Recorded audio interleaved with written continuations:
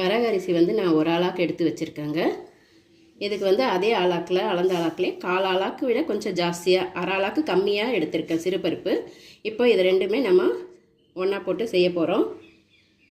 இப்போ நான் ஸ்டவ்வில் ஒரு குக்கர் வச்சுருக்கேங்க. அதில் வந்து இந்த சிறுபருப்பை போட்டு லைட்டாக சூடாகிற வரைக்கும் வறுத்துக்கலாம்.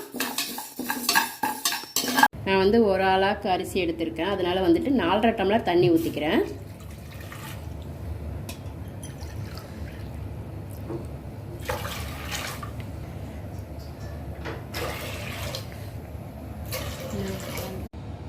இப்போ அது கூடயே ஒரு 2 ஸ்பூன் நெய் போட்டுக்கலாம். இப்போ வந்து குக்கர் விசில் முடிஞ்சிடுச்சுங்க, எடுத்துக்கலாம்.